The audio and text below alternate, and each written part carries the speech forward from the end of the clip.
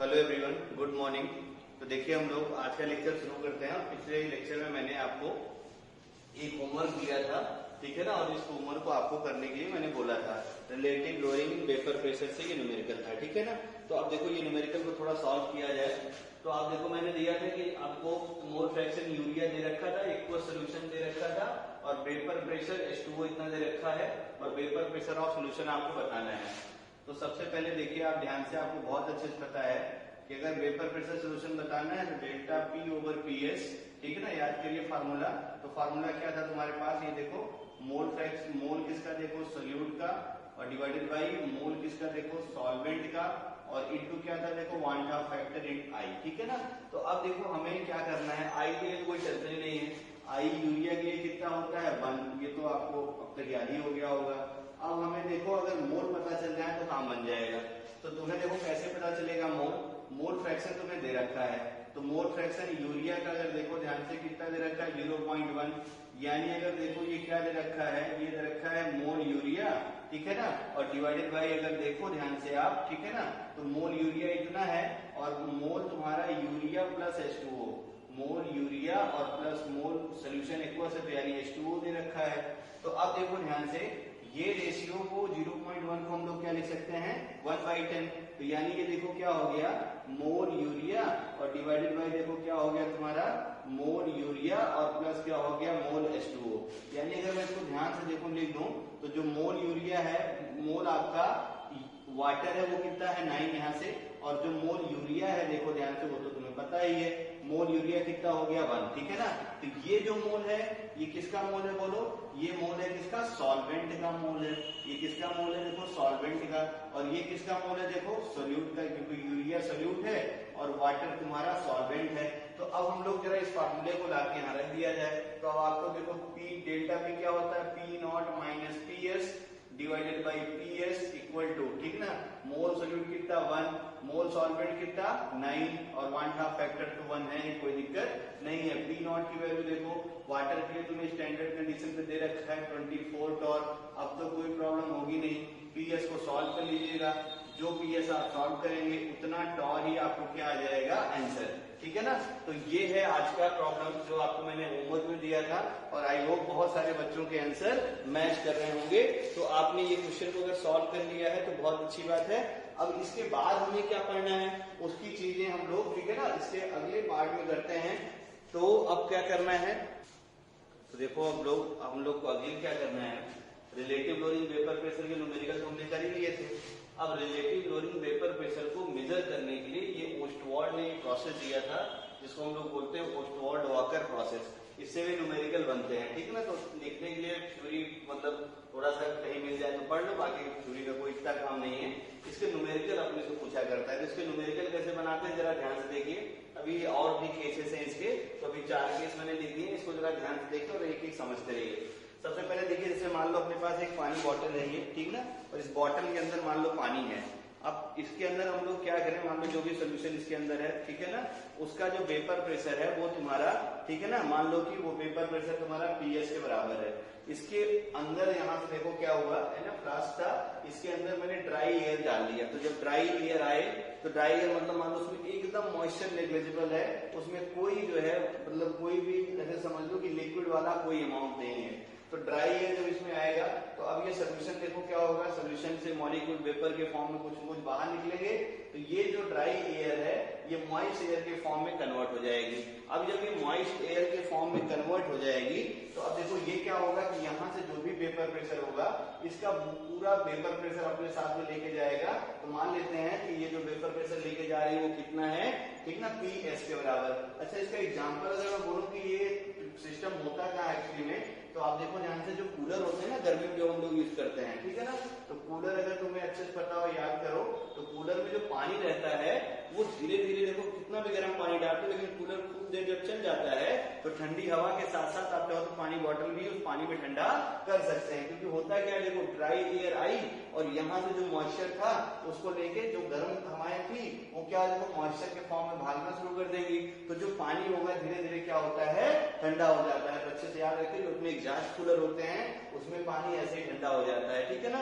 तो पहले ये होता था, जिसके घर में फ्रिज नहीं रहती थी तो कूलर खरीद के पानी बॉटल बंद करके कूलर का जो पानी रहता था उसमें रख देते थे। लेकिन होता क्या था, करंट मारते, इसलिए लोग उस काम को करना बंद कर दिए, आप भी मत करिएगा। तो मॉइस्चर था तो इस वजह से पानी इसके अंदर ठंडा हो जाता था। अब देखो ध्यान से, इसके बाद क्या होना है कि अपने को वेपर प्रेशर एक्चुअली मेजर करना, और कैसे मेजर करेंगे ये हम लोग ध्यान से देखते हैं। तो देखो होगा क्या कि जब भी तुम ड्राई एयर पास करोगे, ठीक है ना, तो ड्राई एयर पास करोगे तो सोल्यूशन जो भी है इस सोल्यूशन से कुछ वेट लेके बाहर भागेगा ये, क्योंकि देखो यहाँ से क्या होगा, मॉइस्चर के फॉर्म में लेकर बाहर चला जा रहा है। तो सोल्यूशन में क्या होगा, इस सोल्यूशन जो भी सोल्यूशन है इसके अंदर वेट लॉस होने वाला है। तो हम लोग यहाँ से लिख देते हैं थोड़ा सा, after passing the dry air, ठीक ना, क्या होने वाला है, बस एक में लिखूंगा मैं, after passing the dry air, ठीक है ना, क्या होगा, after passing the dry air, इस वाले केस की बात चल रही है, after passing the dry air, ठीक है ना, क्या होगा, वेट लॉस इज ऑब्जर्व, ठीक है ना। जैसे लिख देता हूं मैं, dry air, vapour pressure of solution, ठीक ना, vapour pressure of solution becomes PS, पहले ये लिख दिया जाए, vapour pressure of solution becomes PS, ठीक है ना। और पीएस क्या, वो जो मॉइस्चर लेके चला गया, ठीक है ना। अब जब ये मॉइस्चर लेके चला गया, जैसे ही वेपर प्रेशर तुम्हारा पीएस हो गया तो क्या हो जाएगा, बोलो, मास ऑफ सोल्यूशन डिक्रीजेस, ध्यान से देखते रहना। देन यहाँ लिख देता हूं मैं, देन क्या होगा, mass of solution decreases, then mass of solution, ठीक है ना, ये क्या हो जाएगा, डिक्रीज कर जाएगा। क्योंकि देखो क्या होगा, कुछ ना कुछ वेपर के फॉर्म में जो गया था उसको बाहर लेके चला जा रहा है। तो ये जो मास ऑफ सोल्यूशन जो डिक्रीज हो रहा है इसका अमाउंट हमें कैलकुलेट करना है, जो है करना है। तो ये जो मास ऑफ सोल्यूशन डिक्रीज होता है और जो ये वेट लॉस होता है, ध्यान से रखते रहना, जो ये वेट लॉस होता है ये डायरेक्टली प्रोपोर्शनल टू आपका क्या होता है, कितना वेपर प्रेशर बना हुआ है। वेट लॉस या mass loss directly proportional to क्या होता है, vapour pressure of the solution. तो ये पहला केस आपको समझ में आ गया होगा। एक बार मैं फिर से बता दूं तो तुम्हें और अच्छे से समझ में आ जाएगा। ये देखो पानी बॉटल है, मान लो इसके अंदर कोई सोल्यूशन है, उसका वेपर प्रेशर प्योर स्टेट में P0 है, ढक्कन खोला, एयर आई, एयर में ऐसी है कि कोई भी मतलब उसमें मॉइस्चर है ही नहीं, तो उसका वेपर प्रेशर तुम ऐसे मान लो 0 है अभी। जैसे यहाँ देखो मैंने वेपर प्रेशर माना है कि ड्राई एयर में थोड़ा बहुत मॉइस्चर है और उसका वेपर प्रेशर PA के बराबर है, लेकिन यहाँ हमने क्या माना है कि 0 है, ठीक है ना। मेनली ऐसे ड्राई एयर मतलब 0 ही वाला हम लोग दिया करते हैं, अगर ऐसे दिया रहे तब तो मानेंगे, अदरवाइज नहीं मानेंगे। तो जब इसके अंदर ड्राई एयर आएगी तो यहाँ से क्या होगा, ये वाटर से मॉलिक्यूल कुछ वेपर के फॉर्म में बाहर आएगा, तो जो ड्राई एयर है इसको अपने अंदर कलेक्ट करेगी और लेके बाहर चली जाएगी। अब देखो जो वेपर का मॉलिक्यूल गया तो यहीं से ना उठ के गया है, तो यहाँ थोड़ा बहुत मास इसका डिक्रीज करेगा। तो ये ओस्टवाल्ड ने देखा, प्रैक्टिकल करके बताया कि जो यहाँ पे मास में लॉस होता है या जो वेट में डिक्रीज होता है वो क्या होता है, इसी वेपर प्रेशर सोल्यूशन के बराबर होता है, ठीक है ना। तो ये है ओस्टवाल्ड वॉकर का जो है पहला स्टेटमेंट, जिसके पहला एक्सपेरिमेंट या स्टेटमेंट जिससे हम लोग क्वेश्चन को सॉल्व। स्टेटमेंट यही है कि जब भी हम लोग ड्राई एयर पास करते हैं या कोई भी एयर आप पास करते हैं तो सोल्यूशन का जो मास होता है, सोल्यूशन का जो वेट होता है वो घट जाता है, और वो कितना घटता है उसी वेपर प्रेशर जो बाहर निकल रहा है उसी से हमें रिलेट करना है। इसी प्रोसेस को अपन क्या बोलते हैं, Ostwald walker process for measuring the जो है रिलेटिव लोअरिंग वेपर प्रेशर। ये पहला केस समझ में आ गया होगा। अब आते हैं केस नंबर 2, ठीक है ना। तो केस नंबर 2 में देखो मैंने दो केसेस बनाए हैं। एक देखो यहाँ मैंने लिखा है, दूसरे में वैसे भी ड्राई एयर पिए और यहाँ भी देखो ड्राई एयर पिए, सब कुछ सेम ही है। तो एक्चुअली दो केस बनाने का मेरा रीजन ये था कि अब देखो जैसे मान लो कि ये तुम्हारा ड्राई एयर है, अब ये इसके अंदर मान लो आया, इस ड्राई एयर में जो कुछ मॉइस्चर है उसका प्रेशर मतलब जो वेपर प्रेशर उसका PA के बराबर है, ठीक है ना। और इसका जो मॉइस्चर है, जो ये मॉइस्चर लेके चली गई सोल्यूशन से, तो सोल्यूशन जो लिया हमने B लिया, उसका वेपर प्रेशर PB था, तो ये जितना लेके चला गया तो वो PB के बराबर हो गया। तो अब देखो ध्यान से, यहाँ पे भी मास जो है मास लॉस होगा, लेकिन वो कितना होगा वो इस बात पे डिपेंड करेगा।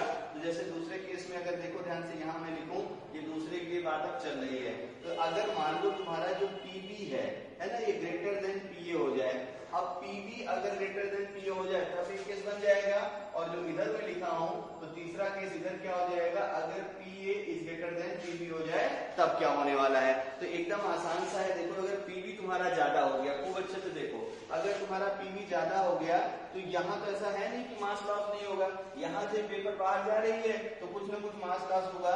तो इस एक्सपेरिमेंट में जो मास लॉस होता है, ठीक है ना, या और जो वेट लॉस ऑफ सोल्यूशन होता है, और वेट लॉस ऑफ जो सोल्यूशन होगा, ठीक ना, weight loss of solution directly proportional to difference of vapour pressure. तो यहाँ वैल्यू, अब देखो इसमें इसका वेपर प्रेशर हमने 0 लिया था, तो ये देखो क्या था, PS माइनस 0 कर दिया था।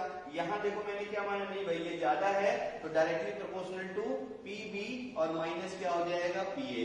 तो ये सेकेंड एक्सपेरिमेंट से अगर आपको क्वेश्चन ऐसे दे कि ऐसा हमारे पास एयर आ रही है, ड्राई एयर जिसका खुद का मॉइस्चर इतना वेपर प्रेशर है और बाद में इतना निकल गई, तो कितना वेपर प्रेशर हो जाएगा या कितना मास लॉस हो जाएगा, यहाँ से आपसे पूछेगा।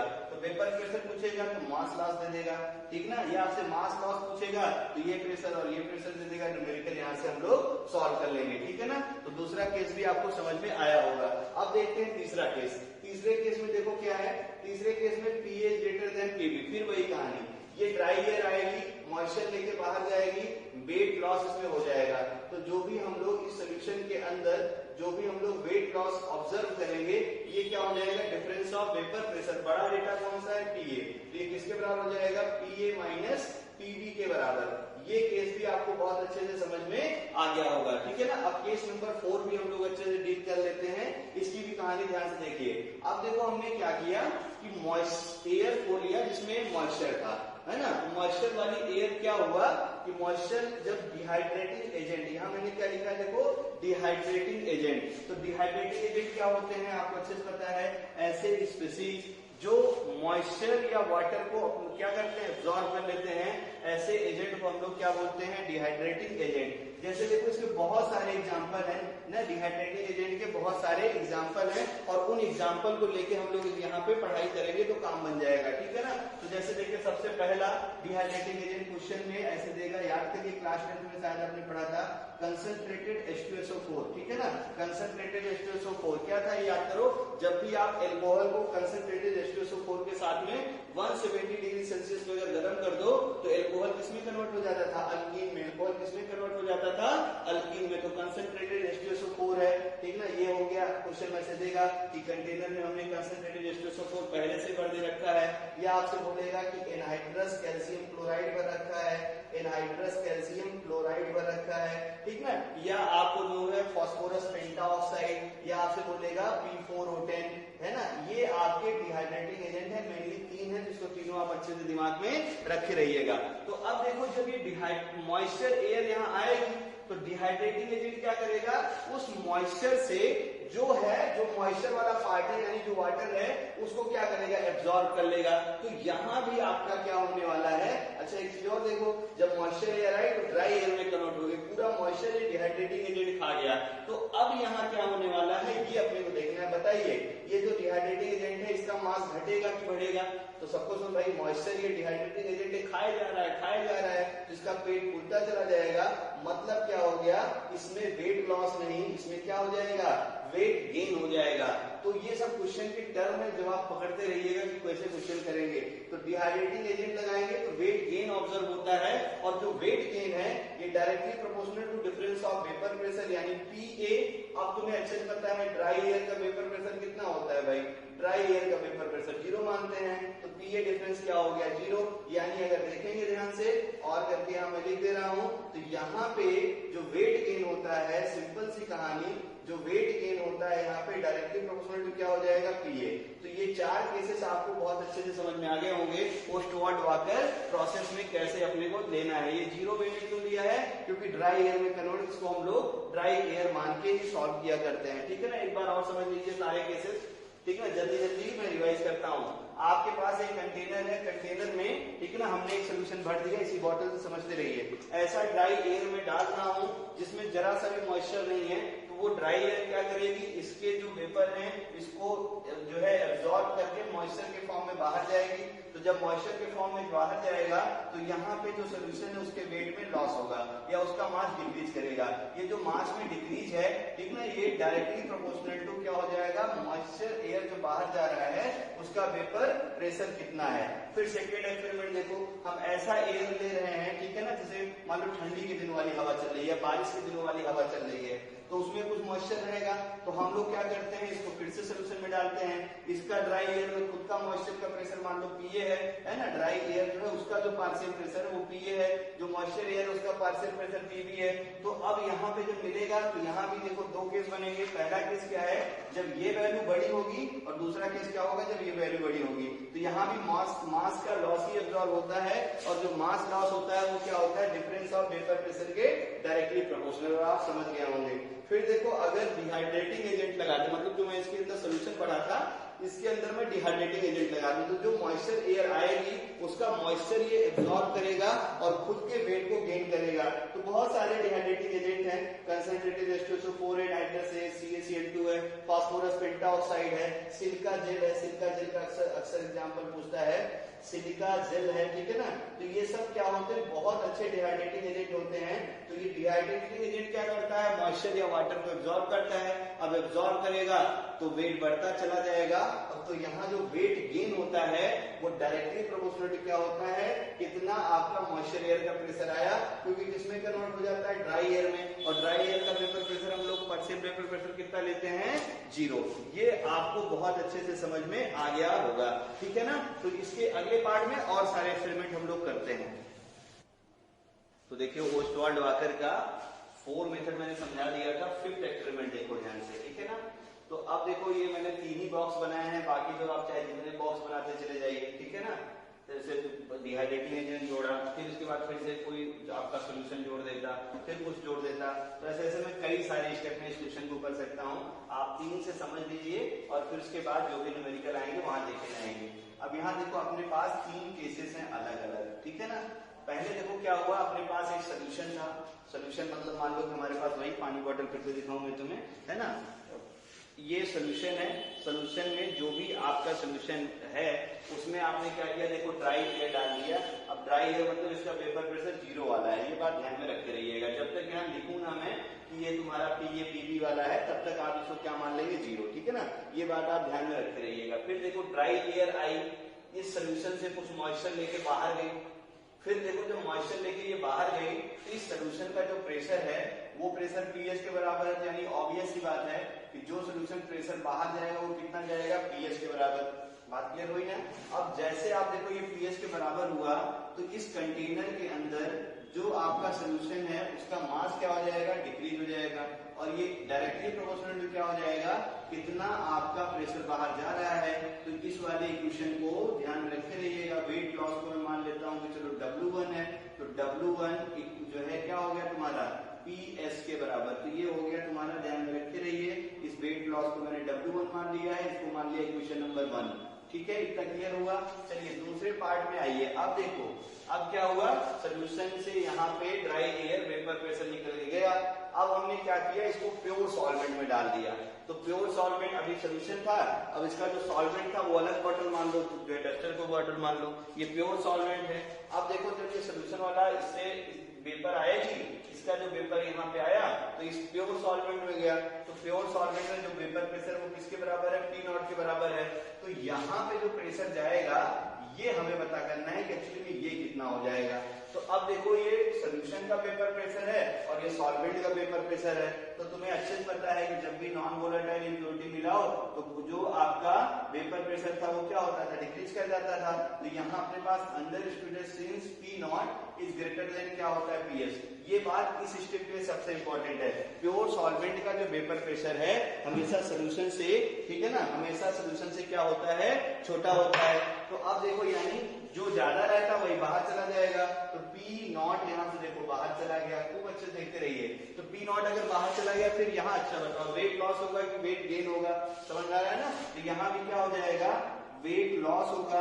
और जो वेट लॉस होगा, ध्यान से देखिए, weight loss directly proportional to किसके बराबर हो जाएगा, देखो प्रेशर डिफरेंस तो पी नॉट, ठीक है ना, और माइनस क्या हो जाएगा तुम्हारा देखो पी एस के बराबर, जो भी आप लिखे चाहे यहाँ नॉट लिखे चाहे यहाँ लिखे, से कोई फर्क नहीं पड़ता है, ठीक ना। मैं यहाँ लिखा हूँ तो चलो यहाँ भी पी नॉट मैंने लिख दिया। तो अब देखो इस वेट लॉस को मैं मान लेता हूँ, चलो भाई ये W2 है, तो W2 इक्वल टू ना, इक्वल टू का साइन मत लगाइए, डायरेक्टली प्रोपोर्शनल टू, ये देखो P nought minus P S, ये हो गया W2 की वैल्यू। इस इक्वेशन को हम लोग मान लेते हैं इक्वेशन नंबर 2। अभी तक वेट लॉस हो रहा है, ये बात भी आप ध्यान से रखे रहिएगा। चलिए अब देखो यहाँ पे पी नॉट का वेपर प्रेशर बाहर गया, अब इसको हम लोग ऐसे में जो है रिजॉल्व कर रहे हैं, जो है डिहाइड्रेटिंग एजेंट। तो मान लो ये फोन है डिहाइड्रेटिंग एजेंट। अब जब ये मॉइस्चर वाला आएगा, इसमें जितना भी मॉइस्चर होगा, ये फोन सब मॉइस्चर को क्या करेगा, एब्जॉर्ब कर लेगा, और जब एब्जॉर्ब कर लेगा तो इसमें क्या ऑब्जर्व होगा, वेट लॉस। तो यहाँ पे जो वेट उल्टा बोल दिया मैंने, जब मॉइस्चर एब्जॉर्ब कर लेगा तो यहाँ पे क्या ऑब्जर्व होगा अपने को, वेट गेन ऑब्जर्व जो है ऑब्जर्व होगा। तो इस कंटेनर में क्या होगा, इस कंटेनर में जो भी डिहाइड्रेटिंग एजेंट है उसका मास क्या होगा, बढ़ जाएगा। तो वेट गेन जो होगा ये डायरेक्टली प्रोपोर्शनल टू, अब बोलो जब मॉइस्चर वाली एयर आई जिसमें पी नॉट आपका वेपर प्रेशर था, इससे क्या करेगा, मॉइस्चर एब्जॉर्ब कर लेगा, तो ये क्या बाहर भेजेगा, देखो ड्राई एयर क्या बाहर कर देगा, पूरा मॉइस्चर खा के ड्राई एयर बाहर कर दिया। तो तुमको मैंने बोला था वेट गेन होगा, तो वेट गेन होगा तो directly proportional to pressure difference यानी पी नॉट, और ड्राई एयर का वेपर प्रेशर कितना हो गया, 0। इस वाले वेट को मान लेता हूं मैं W3, तो यानी W3 डायरेक्टली प्रोपोर्शनल टू किसके बराबर हो गया, पी नॉट के बराबर। आई होप बहुत अच्छे से ये क्लियर आपको हो गया होगा, ठीक है ना। अब हम लोग देखो क्या करते हैं, तो ना रिलेटिव लोअरिंग वेपर प्रेशर कैसे मेजर करेंगे, ये भी तो देख लिया जाए खूब अच्छे से। तो अब देखो इसको हम लोग कैसे रिजॉल्व कर ले ताकि आपका काम बन जाए। तो हम लोग क्या करते हैं, देखो 2 को 1 से डिवाइड कर देते हैं, ध्यान से देखना, तभी तो रिलेटिव लोअरिंग वेपर प्रेशर आएगा अपने को। तो हम लोग क्या करते हैं, देखना ध्यान से, सिंस 2 डिवाइडेड बाई 1 अगर कर दिया जाए, या अप्लाइंग ऐसे कर दूं मैं, अप्लाई इसके साथ में इसके बाद में लिखिएगा, ये सब डायग्राम बनने के बाद यहाँ देखो क्या लिख रहा हूं मैं, अप्लाई, ठीक है ना। 2 को 1 से डिवाइड कर देता हूँ 2, और डिवाइडेड बाई क्या कर देता हूँ मैं 1। तो इक्वेशन नंबर 2 देखो क्या है तुम्हारा, W2, ध्यान से देखो, है ना, W2, और जो है डायरेक्टली प्रोपोर्शनल टू इधर से देखो क्या है, P nought minus P S के बराबर, ठीक है ना, डिवाइडेड बाई देखो W1, तो प्रोपोर्शनलिटी का साइन हटेगा, दोनों में कांस्टेंट मान लो आएगा तो कैंसिल हो जाएगा, और W1 कहां से आया, देखो पी एस के बराबर। तो ये देखो ध्यान से W2 डिवाइडेड बाई क्या हो गया, W1 इक्वल टू क्या हो गया, P nought minus P S divided by क्या हो गया, पी एस। बात समझ में आ गई होगी। तो अब इसको थोड़ा और इक्वेट कर दूं मैं ताकि और आपको समझ में आ जाए। तो अब देखो हम लोग वेट को मोल से रिप्लेस करते हैं, ठीक ना। तो जब हम लोग वेट को मोल से रिप्लेस करेंगे तो कुछ चीजें और अपने को मिलने वाली हैं, तो हम लोग यहाँ से देखेंगे। तो वेट को मोल से मतलब वेट, अब इसमें एक सोल्यूट होगा और एक क्या होगा तुम्हारा सॉल्वेंट होगा। तो तुम्हें अच्छे से पता है, इस वाले फार्मूले को अगर याद करो, सिंस आप याद करिए वाला फार्मूला था P nought minus P S divided by P S equal to क्या था, याद करो, मोल किसका बोलो, सोल्यूट का, है ना, डिवाइडेड बाई मोल किसका था बोलो, सॉल्वेंट का, और इनटू क्या था देखो 1/2 फैक्टर, ये वाला फार्मूला है। तो अब देखना ध्यान से, अगर मान लो सोल्यूट ऐसा है जो तुम्हारा नॉन वोलेटाइल है, तो ये सोल्यूट तुम्हारा नॉन वोलेटाइल है, तो I इक्वल टू 1 हम लोग ले लेते हैं, किसके लिए, फॉर नॉन वोलेटाइल, मान लो ग्लूकोज है जो भी है उस टाइप का, या मान लो थ्योरेटिकल वैल्यू नहीं यूज करके मैं ऑब्जर्व यूज कर लूं, तो ये वैल्यू देखो किसके बराबर हो गई, mole solute divided by mole solvent के बराबर। अब दोनों एक्सप्रेशन को जरा कंपेयर कर लो, तो दोनों एक्सप्रेशन को अगर कंपेयर करेंगे तो आप देखो ये वैल्यू और ये वैल्यू आपस में सेम हो जाएगी, यानी देखो मैं W2 डिवाइडेड बाई W1 को क्या लिख सकता हूँ, मोल सोल्यूट डिवाइडेड बाई क्या लिख सकता हूँ मैं, मोल सॉल्वेंट। अब इसको और थोड़ा सॉल्व कर लिया जाए, तो इस चीज को देखो, मोल सोल्यूट अगर मुझे लिखना है तो ये क्या हो जाएगा, देखो वेट ऑफ सोल्यूट, ध्यान से देखते रहिए, कुछ भी न्यूमेरिकल आपसे पूछ सकता है, डिवाइडेड बाई देखो क्या हो जाएगा, मॉलिक्यूलर वेट किसका, देखो सोल्यूट का, और पूरे का डिवीजन देखो क्या हो जाएगा, वेट किसका, देखो सॉल्वेंट का, वेट ऑफ सॉल्वेंट, और डिवाइडेड बाई बोलो क्या हो जाएगा, मॉलिक्यूलर वेट किसका, देखो सॉल्वेंट का, है ना। मजा आ रही है ना। तो ये है तुम्हारा इस टाइप के प्रॉब्लम बनाने के तरीके। और तुम्हें अगर पूछे कि भाई मुझे बताइए जरा relative lowering in vapour pressure, तो रिलेटिव लोअरिंग वेपर प्रेशर क्या होता है, मैंने पहले बताया था क्या है, P nought minus P S, और डिवाइडेड बाई क्या होता है, पी नॉट, और ये किसके बराबर होता है, मोल फ्रैक्शन ऑफ सोल्यूट के बराबर। सब कुछ डेटा पता रहेगा और आंसर आपका आ जाएगा। तो ये मैंने 5 एक्सपेरिमेंट बताए हैं, ठीक है ना। अच्छे से ये दिमाग में एक बार वीडियो को रिवाइंड करके और देख लीजिएगा, पांचों को दिमाग में छाप लो, तभी आपका काम बनेगा, ठीक है ना। अब जैसे स्टेप जैसे मैंने अभी देखो 3 के लिए बताया है, मैं इसमें कंटेनर कंटेनर कंटेनर कंटेनर लगाता चला जाऊंगा और आपको बहुत सारे स्टेप में हो सकता है कोई सीरीज बन जाए, है ना। तो एडवांस लेवल पे इस टाइप का भी क्वेश्चन बन सकता है, आपसे पूछे कि जरा बताइए कि जो ये वेट लॉस हो रहा है या जो वेट गेन हो रहा है, ये देखो वेट लॉस W1, वेट जो है loss W1, weight loss W2 और वेट गेन W3, बताइए किस सीरीज में है। ऐसे मान लो W1, W2, W3, W4, W5, W6 कुछ भी हो जाए और सॉरी, और उसमें क्या हो, एक बार वेट गेन हो, एक बार वेट लॉस हो, एक बार वेट गेन हो, एक बार वेट लॉस हो, तो आपसे पूछेगा जरा सीरीज बताइए कौन सी होगी। इस टाइप का न्यूमेरिकल भी आपसे पूछा करता है, ठीक है ना। अब अगले पार्ट में इसका न्यूमेरिकल हम लोग करते हैं। तो देखिए मैंने उसी एक्सपेरिमेंट पे एक होमवर्क आपको दे रहा हूँ, ऊपर वाला क्वेश्चन होमवर्क है और ये वाला क्वेश्चन मैं आपको एक बार वीडियो पॉज करके आप खुद से ट्राई करिए, बाकी मैं सॉल्व करके आपको दिखाता हूँ। अच्छे से स्क्रीनशॉट ले लीजिए और इस क्वेश्चन का होमवर्क करके आप जो है ग्रुप में सेंड करिएगा, ठीक है। चलिए तो अब देखते हैं हम लोग जो अपना क्वेश्चन है इसकी बात हम लोग करते हैं, ठीक है ना। ये क्वेश्चन को मुझे सॉल्व करना है और बहुत अच्छे से ध्यान से देखिए, ठीक ना। मैंने अभी सिर्फ डायग्राम बताया है और क्या क्या फाइंड करना है ये अपने को बताना है, ठीक ना।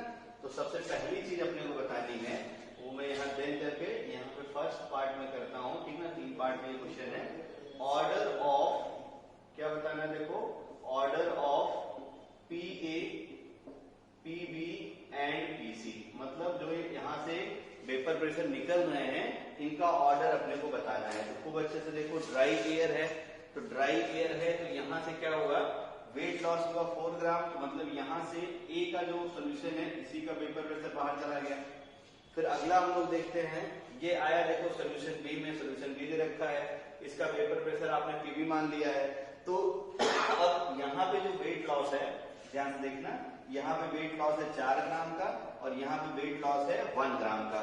तो अब तुम्हें अच्छे से पता है यहाँ से जो पेपर है यहाँ से कुछ एब्जॉर्ब करेगा तभी ना वेट लॉस हो रहा है। तो ये जो एयर यहाँ पे जो मॉइस्चर था इस सोल्यूशन ने कुछ एब्जॉर्ब किया, बल्कि इस सोल्यूशन ने क्या किया, यहाँ से ये वाली एयर ने इस सोल्यूशन से कुछ मॉइस्चर एब्जॉर्ब करके बाहर चली गई, तभी तो वेट लॉस हो रहा है। तो यानी जो बाहर जा रहा है वो पेपर प्रेशर कितना हो गया तुम्हारा, PB के बराबर।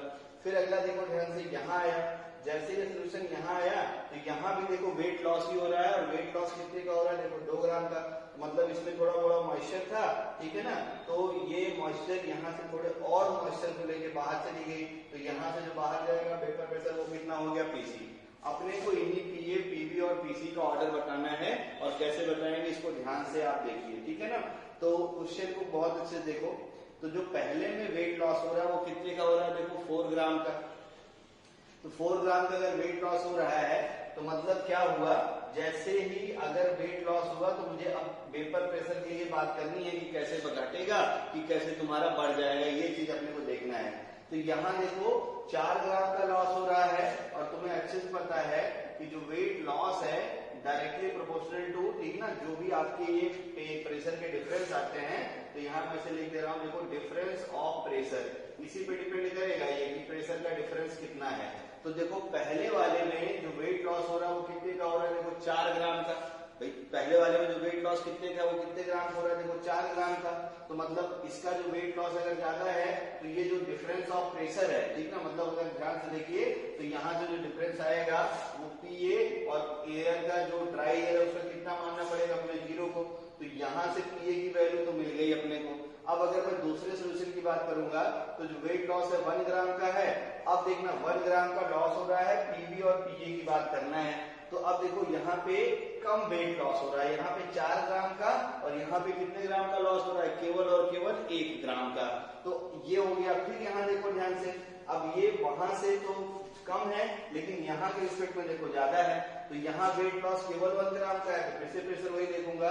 तो जब 1 ग्राम का लॉस है तो अब देखो PB की वैल्यू बड़ी है तो PB माइनस क्या हो जाएगा, PA, ध्यान रखे रहिएगा तभी सब क्लियर हो जाएगा। तो पहले स्टेप में जो वेट लॉस था, मैं एक्सप्रेशन को अच्छे से लिखता हूँ, 4 ग्राम का है तो 4 ग्राम डायरेक्टली प्रोपोर्शनल टू क्या हो गया, PA, ठीक ना, और ड्राई एयर है तो क्या कर दूंगा मैं 0। फिर देखो जब 1 ग्राम का वेट लॉस है तो ये PB की वैल्यू बड़ी है ना, तो जो आपका PB है वो कितना है ये हम लोग देख लेते हैं।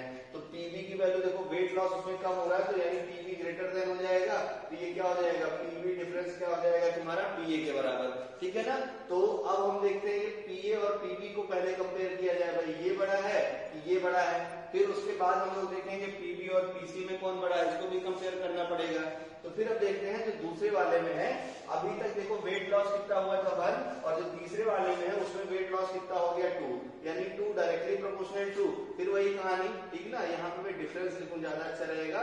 डिफरेंस क्या हो जाएगा देखो पीवी और डिफरेंस क्या हो गया पीसी, ठीक है ना। अब ये कंपेयर अगर हो जाए तो हमारा काम बन जाएगा। इसी चीज को आपसे पूछ रखा है कि पीए पीवी और पीसी में आपको बताना है रिलेशन क्या होने वाला है। तो अब बताइए जरा ध्यान से, पहले में कितने का डिफरेंस आ रहा है देखो 4 ग्राम का, दूसरे में कितना डिफरेंस आ रहा है देखो 1 ग्राम का। तो यहाँ से अगर हम लोग पीए निकाल लें तो पीए की वैल्यू अगर देखो ध्यान से, पीए की वैल्यू यहाँ कितनी हो गई 4, तो ये डिफरेंस अगर देखो ध्यान से तो पीवी कितना आ जाएगा तुम्हारा 3 के बराबर। खूब अच्छे से देखो, यहाँ से मैं सॉल्व कर लूं तो यहाँ से जो अपना पीए है, पीए कितना हो गया 4 के बराबर, ये वैल्यू देखो यहाँ रख दो, तो ये वैल्यू अगर यहाँ रख दोगे तो यहाँ से पीवी तुम्हें मिल जाएगा, और पीवी कितना मिल जाएगा देखो 3 के बराबर। अब देखो ध्यान से पीवी जो 3 मिल गया, बस यही सब करना है, पीवी 3 मिल गया देखो यहाँ पुट कर दो, तो पीवी 3 मिल गया यहाँ अगर पुट कर दोगे तो यहाँ से जो पीसी हो जाएगा, ये देखो 2 इधर है और ये -3 उधर जाएगा, तो ये कितना हो जाएगा तुम्हारा -1 के बराबर। तो अब आपको क्लियर हो गया होगा कि किसकी वैल्यू बड़ी होने वाली है और किसकी वैल्यू छोटी होने वाली है। तो ऑर्डर में बोलो, ठीक है ना। सबसे ज्यादा वेपर प्रेशर जिसका घट रहा है देखो अगर ध्यान से, तो ये माइनस में इतना डिक्रीज कर दे रहा है, देखो -1 कर दे रहा है। तो सबसे ज्यादा जो वेपर प्रेशर है वो किसका हो गया देखो पीसी का, ठीक है ना। फिर देखो ध्यान से, उसके बाद में जो डिक्रीज कर रहा है देखो, पहले में कितने ग्राम का हो रहा है 4 ग्राम का वेट लॉस हो रहा है, तो कितना हो गया देखो पीए के बराबर। और सबसे कम वेट लॉस किसमें हो रहा है देखो पीवी में, क्योंकि पीवी की वैल्यू क्या हो गई 3। तो ये बात आपको समझ में आगे होगी, ठीक है ना। जिसके लिए वैल्यू सबसे कम है उसका वेपर प्रेशर ज्यादा, क्योंकि वो वेट लॉस ज्यादा कर दे रहा है, ठीक है ना। फिर उसके बाद पीए और उसके बाद फिर क्या हो गया पीवी, ठीक ना। सबसे ज्यादा देखो पीसी कितना आ गया तुम्हारा -1 न्यूमेरिकल से, पीए कितना आ गया 4, ठीक है ना, और फिर ये कितना आ गया 3, तो -1 4 ऐसे अगर प्लॉट कर लो देखो यहाँ पे -1 है, ये 3 है और ये 4 है, तो ये सबसे पहले, फिर इसके बाद ये और फिर उसके बाद ये रख देना है। इतना आपको अच्छे से समझ में आ गया होगा, ठीक ना। एक तरीके से और इसको कर सकते हैं हम लोग, ठीक है ना, तो उसको भी हम लोग डिस्कस कर लेंगे और सारे न्यूमेरिकल आएंगे तब। तो ये पार्ट 1 आपको क्लियर हो गया होगा, ठीक है ना। चलिए अब हम लोग इसका पार्ट 2 करते हैं। पार्ट 2 में देखो क्या बताना है, तो ये ऑर्डर हो गया तुम्हारा PC is greater then PA is greater then PV. अब हम लोग देखते हैं इसके पार्ट 2 में क्या आपको पूछना है। तो पार्ट 2 में आपको बताना है, क्वेश्चन का मैं पार्ट लिखा हूं, ठीक है ना। तो जो है यहाँ से हम लोग सॉल्व कर लेते हैं। पार्ट 2 में बताना है आपको, ठीक है, और ये बताना है, तो देखिए हम लोग ये वाला न्यूमेरिकल कर रहे थे, न्यूमेरिकल में थोड़ा एक चेंज कर लीजिए, ठीक है ना। देखो पहले वाले क्वेश्चन में थोड़ा कुछ गड़बड़ हो रहा था पार्ट ए में, ये वेट लॉस नहीं है, इसको मैं वेट गेन करता हूं, तब ये क्वेश्चन सही हो जाएगा, ठीक है। आंसर तो वही है, क्वेश्चन थोड़ा लिखने में गड़बड़ी हो गई थी। यहाँ पे वेट गेन है, कैसे सॉल्व करेंगे फिर से देख लो। तो सब वही कहानी है जो हम लोग अब तक करते थे। सबसे पहले क्या देखेंगे, पहले में कितने का वेट लॉस है 4 का, तो 4 डायरेक्टली प्रोपोर्शनल टू पीए और माइनस, आपको पता है ये ड्राई एयर है, क्योंकि पीए बाहर जा रहा है तो कमी होगा, तो ये हो गया 0 ड्राई एयर के लिए मैंने लिख दिया। तो मतलब यहाँ से देखो ध्यान से, जो पीए की वैल्यू है वो कितनी हो गई 4, क्लियर हो गया। फिर हम लोग देखते हैं अब यहाँ पे जो है बी के लिए कितना होने वाला है। तो बी के केस में क्या हो रहा है देखो, वेट गेन हो रहा है, तो वेट गेन। अब हमें क्या करना है, बी जो आपका ए है और जो आपका बी है इसको कंपेयर करना है, ठीक है ना। तो अगर हम लोग वेट गेन की बात करेंगे तो वेट गेन कितने का है 1 ग्राम का है, तो यानी पीए बड़ा होगा तो इससे से बढ़ के कुछ एब्जॉर्ब करके तब बाहर निकलेगा। तो ये देखो क्या हो जाएगा पीए और क्या हो जाएगा आपका माइनस करके, ये देखो पीबी के बराबर। क्यों हो गया समझ गया, देखो ये क्या हो गया वेट गेन हो रहा है, तो वेट गेन हो गया मतलब इससे कुछ मॉइस्चर एब्जॉर्ब करेगा, तो जो वेपर निकलेगी उसका वेपर प्रेशर कम ही रहेगा। तो यहाँ से हमें ये पता है कि जो पीबी है ना, ये वेट गेन हो रहा है, यानी पीबी आपका जो है ये लेस देन पीए है, इसलिए देखो मैंने यहाँ पे ऐसा रख दिया। अब देखो यहाँ से पीए की वैल्यू यहाँ पे ट्रांसफर कर दो, ठीक है ना। तो जब यहाँ पे आप ट्रांसफर करोगे तो अब देखना ध्यान से, अगर इसको सॉल्व कर लो तुम, तो जो तुम्हारी पीबी की वैल्यू आएगी, पीवी की वैल्यू कितनी आ गई देखो 3 के बराबर। अच्छे से सब हाईलाइट करते रहिए, इन्हीं हिसाब से अपना क्वेश्चन देखो बन जाएगा, टेंशन मत लीजिए, ठीक है ना। अब ये हो गया। अब तीसरे पार्ट में चलते हैं। तीसरे पार्ट में अगर देखो ध्यान से, तो तीसरे पार्ट में फिर से वेट लॉस हो रहा है, तो यानी 2 इज इक्वल टू, है ना, 2 डायरेक्टली प्रोपोर्शनल टू। अब वेट जो है फिर से लॉस हो रहा है, तो वेट अगर लॉस हो रहा है, ठीक है, यहाँ पे वेट गेन हो रहा था, तो अब देखो ये बड़ा था। अब अगर वेट लॉस हो रहा है तब तुम्हारा क्या हो जाएगा, देखो पीसी बड़ा हो जाएगा, यानी ये क्या हो गया, देखो पीसी, और माइनस इधर से देखो क्या हो गया तुम्हारा पीबी, है ना। देखो वेट जब तुम्हारा गेन हो रहा था, मतलब ये वाला बड़ा था, तो पीए माइनस पीबी लिख दिया था। यही ट्रिक थोड़ी सी ध्यान में रखे रहिएगा ताकि गड़बड़ ना होने पाए, ठीक है ना।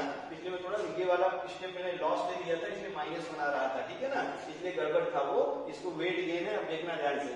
तो पीसी की वैल्यू देखो क्या हो गई, अब हमें पीबी की वैल्यू पता है, तो पीबी की वैल्यू अगर मैं यहाँ पुट कर दूं, तो पीबी की वैल्यू जब यहाँ पुट कर दोगे, तो आप देखिए जरा ध्यान से, जो पीसी की वैल्यू है, ठीक है ना, जो पीसी की वैल्यू है वो किसके बराबर हो जाएगी, पीसी की वैल्यू हो जाएगी 5 के बराबर। क्लियर हो गया होगा तुम्हें। तो पीसी कितना हो गया तुम्हारा 5 के बराबर, ठीक है ना। पीसी माइनस पीबी यहां से निकाल लेंगे, पीसी कितना हो जाएगा 5 के बराबर, बी यहाँ गया -3, इधर जाएगा कितना हो जाएगा +3 यानी 5। तो अब देखो पीए कितना आ गया 4, ठीक है ना। अब क्लियर आंसर है। ये देखो पीबी कितना आ गया तुम्हारा 3 और पीसी कितना आ गया तुम्हारा 5। नंबर लाइन प्लॉट करो। देखो ये नंबर लाइन से मुझे वहां पता चला था कि कुछ आंसर में गड़बड़ हो रहा है, यानी क्वेश्चन में कुछ चेंज करना है। तो यहाँ से देखो पी सी तुम्हारा कहाँ पे है, पी ए है कितना तुम्हारा, पहले सबसे पहले पी ए 4 है, पीबी 3 है, तो ये देखो क्या है तुम्हारा पीबी है, यहाँ देखिए तुम्हारा पी ए है, यानी ये किसके बराबर है 4 के बराबर, और यहाँ देखिए तुम्हारा पीसी है किसके बराबर है। तो ऑर्डर समझ में आ गया होगा। आंसर तो मैंने सही लिखा था, PC is greater than PB is greater than क्या हो गया था पीए। वहां पे क्वेश्चन में प्रॉब्लम ये थी कि यहाँ पे मैंने वेट लॉस ले लिया था, इसलिए माइनस में आ रहा था, ठीक है ना। तो ये है तुम्हारा आंसर और ये क्वेश्चन का करेक्ट फॉर्म है। तो पहला पार्ट आपको बहुत अच्छे से क्लियर हो गया होगा। अब आते हैं हम लोग सेकेंड पार्ट में। तो सेकेंड पार्ट भी अपने आप में बहुत अच्छा क्वेश्चन है। इफ अमाउंट ऑफ सॉल्वेंट, है ना, अगर दोनों तीनों कंटेनर में जो सॉल्वेंट है इसका अमाउंट इक्वल हो जाए, जितना ग्राम यहाँ पे उतना ग्राम यहाँ पे उतना ही ग्राम यहाँ पे, सबका मास अगर इक्वल है, तब आपको बताना है ऑर्डर ऑफ सोल्यूट बताना है। तुम्हें क्या बताना है कि सोल्यूट किसमें ज्यादा होगा, किसमें सोल्यूट कम होगा। तो तुम्हें बहुत अच्छे से पता है, क्या पता है, देखो सिर्फ वेपर प्रेशर ऑफ सोल्यूशन क्या होता है, याद करो पी नॉट, यानी जो भी तुम्हारा सोल्यूशन होता है उसका प्योर स्टेट में कितना वेपर प्रेशर है, इनटू क्या होता है मोल फ्रैक्शन ऑफ सॉल्वेंट, आपको बहुत अच्छे से पता है, ठीक ना। तो vapour pressure of solution directly proportional to, ठीक ना, मोल फ्रैक्शन ऑफ सॉल्वेंट। इस वाले फार्मूले से हम लोग सॉल्व कर लेते हैं। तो अब देखो ध्यान से, इसमें कुछ और देख लिया जाए। अगर मान लो, ध्यान से देखना, अगर मान लो अगर सोल्यूट का अमाउंट ज्यादा हो, इसी में क्वेश्चन हम लोग बनाते हैं, सोल्यूट का अमाउंट हम लोग अगर इंक्रीज करेंगे, तो सोल्यूट का अमाउंट जैसे जैसे आप इंक्रीज करेंगे तो तुम्हें देखो क्या मिलेगा कि जो मोल फ्रैक्शन सोल्यूट है, मोल फ्रैक्शन सोल्यूट क्या होगा, इंक्रीज कर जाएगा। अब मोल फ्रैक्शन अगर सोल्यूट इंक्रीज कर गया तो इसका मतलब अगर देखिए ध्यान से, तो मोल फ्रैक्शन जो सॉल्वेंट है ये क्या होगा, डिक्रीज कर जाएगा। ये कैसे होगा, क्योंकि सोल्यूट और सॉल्वेंट का मोल क्या रखना है अपने को, कांस्टेंट रखना है। तो फिर से एक बार समझो, vapour pressure of solution directly proportional to mole fraction of solvent, इससे ये मिल गया पी नॉट तो कांस्टेंट ही रहेगा, कोई फर्क नहीं पड़ेगा। तो अगर मान लो if amount of solvent equal कर देना है, सॉल्वेंट का अमाउंट इक्वल कर देना है, ऑर्डर ऑफ सोल्यूट हमें बताना है। तो जैसे जैसे सोल्यूट का अमाउंट बढ़ाएंगे तो मोल फ्रैक्शन सोल्यूट बढ़ जाएगा। मोल फ्रैक्शन अगर सोल्यूट बढ़ गया तो मोल फ्रैक्शन सॉल्वेंट क्या होगा, डिक्रीज कर जाएगा। और अगर मोल फ्रैक्शन सॉल्वेंट डिक्रीज कर गया तो तुम्हें बहुत अच्छे से पता है तब आपका जो वेपर प्रेशर सोल्यूशन है ये भी क्या होगा, डिक्रीज कर जाएगा। ये लाइन अच्छे से दिमाग में आ गई, तो ये प्रॉब्लम आपको समझ में आ गया। अब देखो वेपर प्रेशर ऑफ सोल्यूशन क्या हो गया, डिक्रीज कर गया। बस इसी कहानी से वेपर प्रेशर जिसका कम होगा, है ना, वेपर प्रेशर जिसका कम होगा, खूब अच्छे से देखिए, उसी से सोल्यूशन का वेपर प्रेशर अगर कम हो गया, अब वेपर प्रेशर मैंने पहले निकाल लिए थे पीए पीबी पीसी, है ना, उसी की वैल्यू से हम लोग आराम से बोल सकते हैं। तो जिसका देखो वेपर प्रेशर सबसे ज्यादा है, जिसका वेपर प्रेशर सबसे ज्यादा है, मतलब वेपर प्रेशर सबसे ज्यादा है, तो सॉल्वेंट वाला भी क्या रहेगा उसके अंदर, कि आपको सोल्यूट का अमाउंट बताना है, उसके अंदर सॉल्वेंट क्या रहेगा ज्यादा, लेकिन उसके उसके अंदर जो सोल्यूट क्या होगा वो क्या हो जाएगा, कम। और तुम्हें जो है सॉल्वेंट नहीं किसका ऑर्डर बताना है, सोल्यूट का। खूब अच्छे से देखो, फिर से एक बार समझ लो। Vapour pressure of solution P0 mole solvent, solute बढ़ाएंगे तो सोल्यूट का मोल फ्रैक्शन बढ़ जाएगा, सोल्यूट के मोल बढ़ाएंगे तो सोल्यूट का मोल फ्रैक्शन बढ़ जाएगा, सोल्यूट का मोल फ्रैक्शन बढ़ा, सॉल्वेंट का मोल फ्रैक्शन घट जाएगा, सॉल्वेंट का मोल फ्रैक्शन घट गया तो वेपर प्रेशर ऑफ सॉल्यूशन घट जाएगा।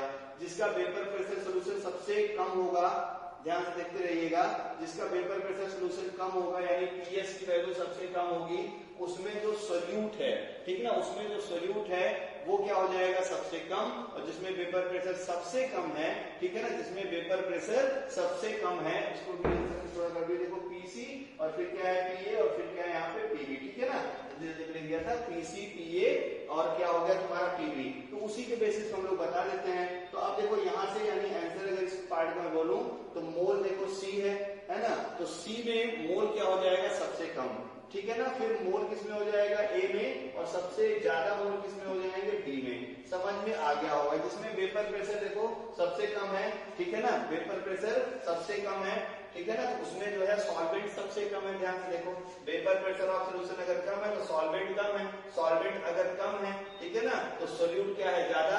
तो वेपर प्रेशर सबसे कम किसका है, देखो बी का, तो सॉल्वेंट जो है सोल्यूट सबसे ज्यादा किसमें हो गया, बी का। बहुत अच्छा प्रॉब्लम है, ठीक है ना, अच्छे से एक बार वीडियो को रिवाइंड करके आप देख लीजिएगा।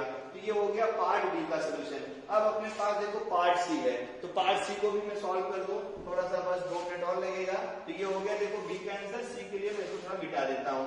तो सी पार्ट को अगर ध्यान से देखो तो मोलर मास ऑफ सोल्यूट बताना है एबीसी, क्या करने हैं, इसको इक्वल कर देना है। देखना molar mass of solute in ABC, if equal masses of solute present, तब इसका ऑर्डर क्या हो जाएगा, ये आपको बताना है। तो अब देखो हमें जो है मोलर मास सबका इक्वल मान लेना है, ठीक है ना, और मासेस ऑफ सोल्यूट तुम्हें बताना है। तो मोल अगर किसी भी सब्सटेंस का लिखो तो क्या होता है, देखो वेट ऑफ जो भी सब्सटेंस है, वेट ऑफ सब्सटेंस, और डिवाइडेड बाय क्या होता है, देखो मोलर मास, ठीक है ना। तो मोलर मास को तीनों के केस में इस क्वेश्चन में मोलर मास को हमें क्या कर देना है, कांस्टेंट, इसके लिए for capital A B and C के लिए, ठीक है ना। तो हमें क्या बताना है, मासेस ऑफ सोल्यूट का ऑर्डर बताना है। तो मासेस ऑफ सोल्यूट यहाँ देखो ध्यान से क्या हो गया, यानी मासेस ऑफ सोल्यूट जो होगा ये डायरेक्टली प्रोपोर्शनल टू क्या हो जाएगा, देखो मोल, तो डायरेक्टली प्रोपोर्शनल टू मोल है, ठीक है ना। तो मोल नहीं, क्वेश्चन में पढ़ो ध्यान से, molar mass of solute ABC है, इफ जो है if equal masses of solute, उसका मैंने लिख दिया मोलर मास में रिलेशन आपको बताना है। ये देखो क्या कह रहा है, if equal masses of solute present, मतलब जो सब्सटेंस का वेट है इसको कांस्टेंट करना है। तो सब्सटेंस का वेट क्या करना है, देखो कांस्टेंट करना है, सब्सटेंस का वेट क्या कर देना है, कांस्टेंट कर देना है। तो अब देखो यानी जो आपका मॉलिक्यूलर मास है ये कांस्टेंट हो गया सब में, तो जो मोल है इनवर्सली प्रोपोर्शनल टू, अगर देखिए ध्यान से तो ये क्या हो गया तुम्हारा मॉलिक्यूलर मासेस, और ये तुमसे पूछ रखा है। तो मॉलिक्यूलर मासेस जो है आपका ए बी सी है सोल्यूट का, ये तुम्हें बताना है इसमें रिलेशन क्या होगा। तो क्वेश्चन में देखो अब ध्यान से, जिसका मोल ज्यादा होगा उसका मॉलिक्यूलर मास कम होगा, जिसका मोल ज्यादा होगा उसका मॉलिक्यूलर मास कम होगा। मोल का ऑर्डर ये लिख रखा है, तो जिसमें मोल कम है उसका मॉलिक्यूलर, अब ये बेटा देखो मोल ज्यादा मॉलिक्यूलर मास कम, मोल कम मॉलिक्यूलर मास ज्यादा। तो सबसे ज्यादा मॉलिक्यूलर मास किसका, सी का, फिर मॉलिक्यूलर मास किसका, ए का, और सबसे कम मॉलिक्यूलर वेट किसका होगा, बी का। ये तीनों प्रॉब्लम अपने आप में बहुत अच्छे प्रॉब्लम है। एक बार में तीनों प्रॉब्लम को फिर से जो है आपको समझा दे रहा हूँ, जल्दी से समझ जाइए, काम बन जाएगा। देखना ध्यान से, ऐसे क्वेश्चन आते हैं एग्जाम में, ठीक है ना, और डरना एकदम नहीं है, बहुत आसान है, बस खाली तुम्हें ये पकड़ना है कि कैसे कैसे हम लोग सॉल्व करें। क्वेश्चन देखो ऐसे था ना, 3 कंटेनर थे और तीनों कंटेनर में अलग अलग सोल्यूशन थे, ठीक है ना, तीनों कंटेनर में अलग अलग सोल्यूशन, तीनों कंटेनर में अलग अलग सोल्यूशन था। ये सोल्यूशन तुम्हारा ए था, यहाँ सोल्यूशन तुम्हारा बी था, और यहाँ सोल्यूशन तुम्हारा सी था। ध्यान से देखना, यहाँ से आई थी ड्राई एयर, यहाँ से क्या आया था, ड्राई एयर। अब ड्राई एयर आया था, इसका जो वेपर प्रेशर है वो पीए है, दे रखा रहेगा एग्जाम में। ये भी तुम्हें दे रखा रहेगा पीपी वेपर प्रेशर, इसका वेपर प्रेशर पीसी। अब देखो यहाँ से जब ड्राई एयर है तो यहाँ से जो एयर बाहर, यहाँ से मॉइस्चर लेके बाहर जाएगी, तो जो मॉइस्चर लेके यहाँ से बाहर जाएगी तो यहाँ पे वेट लॉस होगा।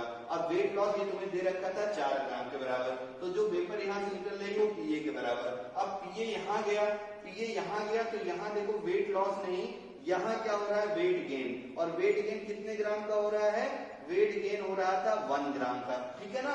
तो अब वेट गेन 1 ग्राम का है, तो यहाँ से जो बी सोल्यूशन है, यहाँ से देखो पीवी निकल जाएगा भाई वेपर प्रेशर। अब देखना वेट गेन अगर है, तो वेट गेन अगर हो रहा है तो मतलब यहाँ का मॉइस्चर यहाँ एब्जॉर्ब हो रहा है, तो यहाँ जब एब्जॉर्ब होगा तो इसका मतलब हमें ये मिल गया कि पीए की वैल्यू ग्रेटर देन क्या हो गई पीवी। तो अगर मैं वेट गेन का फार्मूला लिखूंगा तो 1 डायरेक्टली प्रोपोर्शनल टू क्या हो जाएगा, देखो पीए और माइनस क्या हो जाएगा, देखो पीवी। यहाँ अगर वेट लॉस लिखूंगा तो वेट लॉस कितने का है, देखो 4 ग्राम का, डायरेक्टली प्रोपोर्शनल टू क्या हो जाएगा पीए। क्लियर हो गया, ये दो चीजें क्लियर है। तो तीसरे पार्ट में चलते हैं। तीसरे पार्ट में देखो यहाँ सोल्यूशन आया, यहाँ से बाहर गई और फिर यहाँ बोल रहा था कि यहाँ पे फिर से हो रहा है वेट लॉस, और वेट लॉस कितने ग्राम का हो रहा है, शायद 2 ग्राम का दे रखा था। अब अगर वेट लॉस हो रहा है और यहाँ देखो क्या है तुम्हारा पीसी, तो वेट लॉस होने का मतलब क्या हुआ, इसमें से कुछ एब्जॉर्ब होके, अब वेट अगर एब्जॉर्ब हो गया तो गेन हो जाता, मतलब क्या हो गया वेट लॉस, यानी ये जो सोल्यूशन है यहाँ से क्या हो रहा है कुछ चीजें और बाहर चली जा रही हैं। तो यहाँ से अपने को क्या मिल गया कि पीसी की वैल्यू किसके बराबर हो गई, पीसी की वैल्यू ग्रेटर देन हो गई पीबी के बराबर। अब हम लोग यहाँ से फार्मूला लिख लेते हैं, तो 2 डायरेक्टली प्रोपोर्शनल टू क्या हो गया तुम्हारा, देखो पीसी डिफरेंस पीबी। आपको अच्छे से पता है कि जो वेट लॉस होता है directly proportional to weight difference. बाकी चीजें समझदार हो आप। ए की वैल्यू 4 इस एक्सप्रेशन रख दो, बी की वैल्यू कितनी आ जाएगी 3, और बी की वैल्यू इस एक्सप्रेशन रख दो, कितना आ जाएगा, सी की वैल्यू 5। तो वेपर प्रेशर सबसे ज्यादा पीसी, पीए, पीबी आंसर हो गया आपका। ये देखो पीबी तुम्हारा 3 है, पीए तुम्हारा 4 है, पीसी तुम्हारा 5 है, यहाँ से आंसर मैंने लिख दिया। इसके बाद देखो दूसरा वाला क्वेश्चन, दूसरे वाले में क्या पूछ रखा है तुम्हें, देखो अमाउंट ऑफ सॉल्वेंट इक्वल है और ऑर्डर ऑफ सोल्यूट बताना है। तो ये सॉल्वेंट का अमाउंट सब में इक्वल है और ऑर्डर ऑफ सोल्यूट बताना है। तो तुम्हें पता है वेपर प्रेशर ऑफ सॉल्यूशन क्या होता है, directly proportional to mole fraction of solvent. तो vapour pressure of solution directly proportional to mole fraction of क्या होता है, सॉल्वेंट। तो सॉल्वेंट यानी प्रोपोर्शनलिटी का साइन था, कांस्टेंट आता था पी नॉट, आप सब ये सब पढ़ चुके हैं हम लोग राउल्ट्स लॉ से बहुत अच्छे से। तो ये देखो पी नॉट और क्या हो गया मोल फ्रैक्शन सॉल्वेंट। अब देखो अगर मैं क्वेश्चन में सोल्यूट बढ़ाता चला जाऊं, जो कंटेनर है इसमें मान लो सोल्यूट के मोल बढ़ाते चला जाऊं मैं, तो अब सोल्यूट का अमाउंट बढ़ेगा तो सोल्यूट के मोल फ्रैक्शन बढ़ जाएंगे, सोल्यूट के मोल फ्रैक्शन बढ़ जाएंगे तो सॉल्वेंट के मोल फ्रैक्शन घट जाएंगे। सॉल्वेंट का मोल फ्रैक्शन घट गया तो पीएस और mole fraction solvent directly proportional है, तो पीएस की वैल्यू भी क्या हो गई, डिक्रीज कर गई।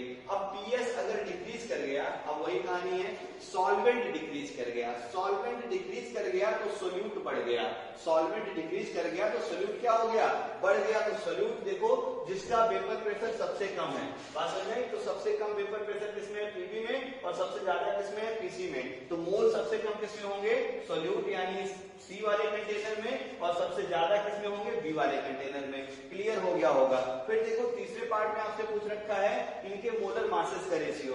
तो मोलर मासेस का रेशियो मुझे बताना है, वेट ऑफ सब्सटेंस सब में कांस्टेंट कर देना है, तो mole inversely proportional to molar mass होता है।